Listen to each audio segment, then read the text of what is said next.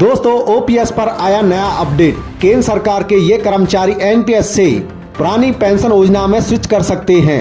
दोस्तों अगर आप भी जानना चाहते हो कि कब तक स्विच कर सकते हैं तो बने रहिए मेरे साथ इस वीडियो में एंड तक। पेंशन और पेंशनभोगी कल्याण विभाग ने चुनिंदा केंद्र सरकार के कर्मचारियों को राष्ट्रीय पेंशन प्रणाली से पुरानी पेंशन योजना पर स्विच करने की अनुमति दे दी है। DOPPW ने एक विस्तृत दिशा निर्देश जारी किया है जिसमें बताया गया है कि कौन स्विच करने के लिए पात्र है और अंतिम तिथि कब है।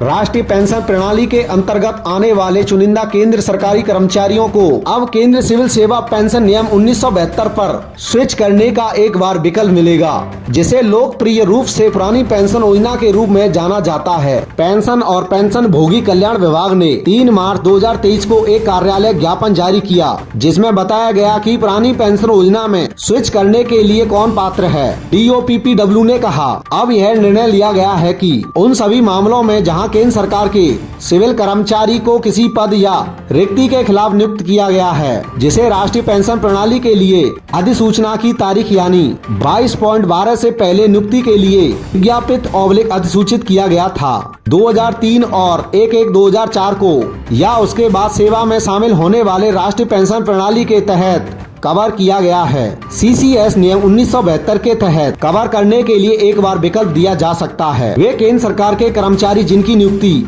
NPS के लिए अधिसूचना यानी 22 दिसंबर 2003 से पहले भर्ती के लिए ज्ञापित या अधिसूचना पदों या रिक्तियों के खिलाफ की गई थी, वे एक समय सीमा के साथ NPS से पुरानी पेंशन योजना में स्विच करने के लिए पात्र हैं। केंद्र सरकार के जो कर्मचारी पुरानी पेंशन योजना पर स्विच करना चाहते हैं उन्हें 31 दिसंबर 2023 तक विकल्प का उपयोग करना होगा। याद रखें कि इस विकल्प का उपयोग करने का यह अंतिम मौका होगा। DOPPW ने कहा वे सरकारी कर्मचारी जो उपरोक्त के अनुसार विकल्प का प्रयोग करने के पात्र हैं, लेकिन जो निर्धारित तिथि तक इस विकल्प का प्रयोग नहीं करते हैं उन्हें राष्ट्रीय पेंशन प्रणाली द्वारा कवर किया जाना जारी रहेगा।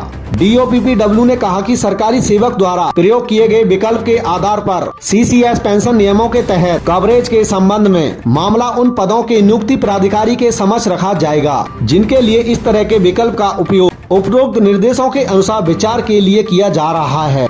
यदि सरकारी कर्मचारी CCS नियम 1972 के तहत कवरेज की शर्तों को पूरा करते हैं तो इन निर्देशों के अनुसार इस संबंध में आवश्यक आदेश 31 दिसंबर 2023 तक जारी किया जाएगा। ऐसे NPS खाते परिणाम स्वरूप सरकारी कर्मचारी 31 दिसंबर 2023 तक बंद हो जाएंगे। इस विभाग ने 1/1/2004 को या इसके बाद नियुक्त सरकारी सेवकों से इस आधार पर केंद्र सिविल सेवा नियम 1972 के तहत पेंशन योजना का लाभ बढ़ाने का अनुरोध करने वाले अभ्यावेदन प्राप्त हुए हैं। राष्ट्रीय पेंशन प्रणाली के लिए अधिसूचना से पहले भर्ती के लिए विज्ञापित अधिसूचना पदों रिक्तियों के विरुद्ध आवेदकों को ऐसे लाभों की अनुमति देने वाले विभिन्न माननीय उच्च न्यायालयों और माननीय केंद्रीय प्रशासनिक न्यायाधिकरणों के अदालती फैसलों का हवाला देते हुए इस मामले की परामर्श से जांच की गई है। वित्तीय सेवा विभाग, कार्मिक और प्रशिक्षण विभाग, व्यय विभाग और कानून मामलों के विभाग ने इस संबंध में न्यायालयों के विभिन्न अभ्यावेदन संदर्भों और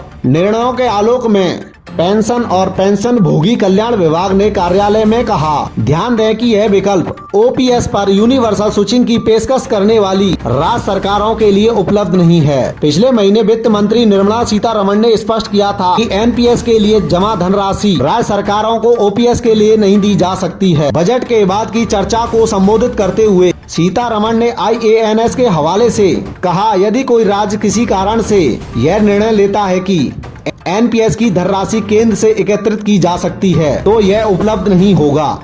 एकत्रित धन राज्य सरकार के हाथ में नहीं आएगा। जब सही समय आएगा तभी यह पैसा कर्मचारी को दिया जाएगा, सीतारमण ने IANS के हवाले से कहा। दोस्तों मेरे द्वारा बताई हुई जानकारी पर आपको कुछ डाउट है तो हमें कमेंट बॉक्स में कमेंट करके पूछ सकते हैं। धन्यवाद।